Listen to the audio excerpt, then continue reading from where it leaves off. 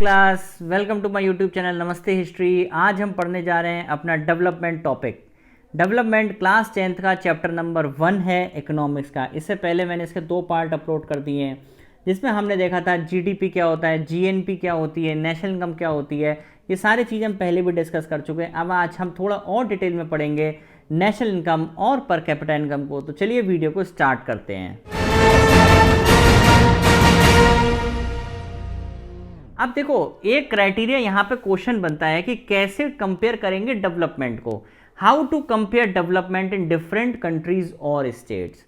अगर हम बात करें डेवलपमेंट के क्राइटेरिया की तो सबसे पहले हम यहाँ पे ये देखते हैं भैया डेवलपमेंट कैसे हो सकता है।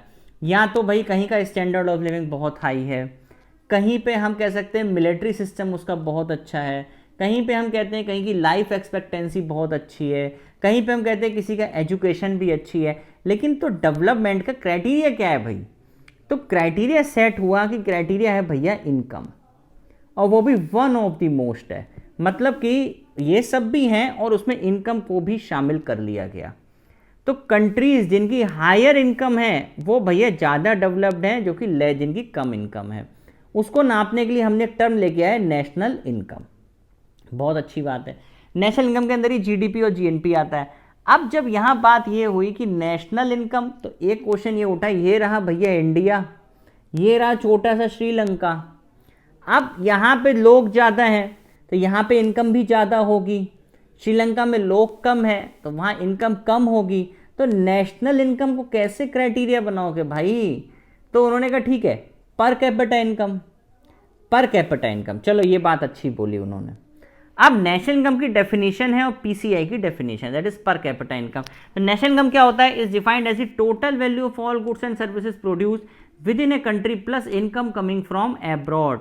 तो जितनी भी इनकम आ रही है, जो भी प्रोडक्शन भारत में हो रहा है या जो भी पैसा बाहर से आ रहा है, वो सब नेशनल इनकम में काउंट होता है। ठीक है, ये मैं पहले जीडीपी जीएनपी में सब डिटेल में बता चुका हूँ।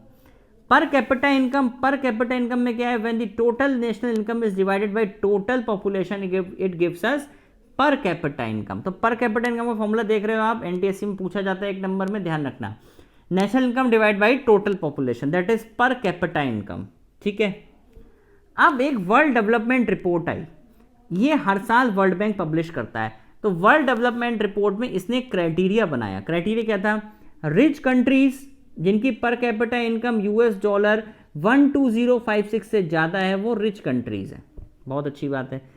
लो इनकम कंट्री जिनकी भैया $955 से कम है, पर कैपिटा इनकम को कंसीडर कर रहे हैं। देख लो भैया, पर कैपिटा इनकम मतलब हर एक बंदे की इनकम।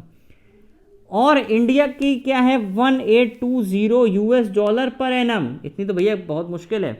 ठीक, इंडिया में हर बंदे की इनकम क्या $1820 है? नहीं है ना? कहाँ बताओ, तुम्हारी है, हमारी, किसी की नहीं है। तो यही बात हो रही है। बात यही हो रही है कि क्या पर कैपिटा इनकम भी एक सही क्राइटेरिया है नापने का? तो इंडिया कहाँ आता है? लो मिडिल इनकम कंट्री में आता है। लो मिडिल इनकम कंट्री में आता है क्या इंडिया? ध्यान रखना है इस चीज को। World development report publish by world bank. ठीक है, तो इंडिया कहाँ आ रहा है? लो मिडिल इनकम कंट्री में आ रहा है। Very good. अब देखो आगे क्या है। एक क्वेश्चन है, इस क्वेश्चन को देखना है अच्छे से कि कंट्री ए और कंट्री बी में लिमिटेशन है ये पीसीआई की, पर कैपिटा इनकम की लिमिटेशन है कि कंट्री ए कंट्री बी दोनों में 5-5 सिटीजन है भैया। कंट्री ए में ये पहले बंदे की इनकम, दूसरे की, तीसरे की, फोर्थ की और फिफ्थ की।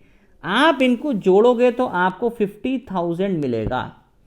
और नेशनल पर कैपिटा इनकम का फॉर्मूला सबको पता है ना कि national income divided by total population. Population कितनी भैया? हर एक में 5-5 लोग रहते हैं।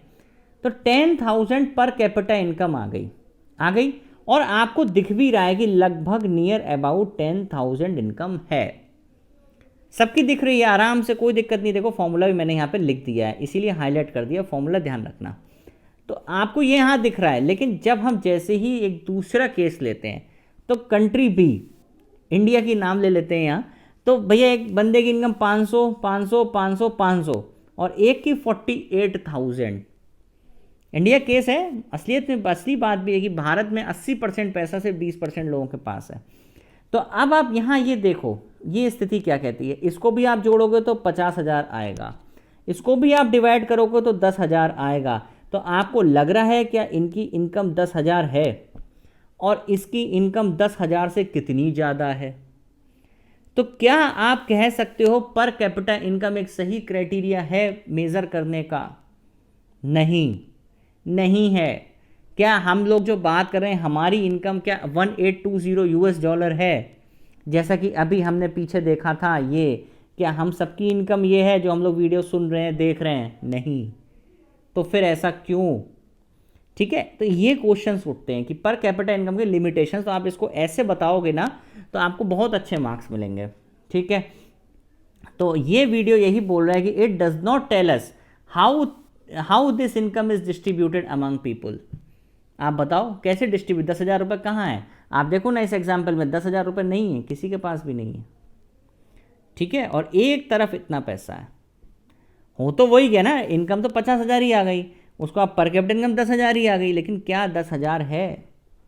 नहीं है ना, तो वही वाली बात है। Average are good for comparison but they hide disparities in income. ठीक है, तो ये 2 पॉइंट, और बाकायदा अगर आप इसको अच्छे से बनाओगे ना इस टाइप से, कंट्री ए करके कंट्री बी करके, तो आपको अच्छे मार्क्स मिलेंगे। Plus you have to write these 2 points also. It does not tell us how this income is distributed among people and average are good for comparison but they hide disparities in income. ठीक है, तो inequality बहुत ज़्यादा है। ठीक है, तो next video हम अपलोड करेंगे इसके बाद डेवलपमेंट का पार्ट नंबर 4।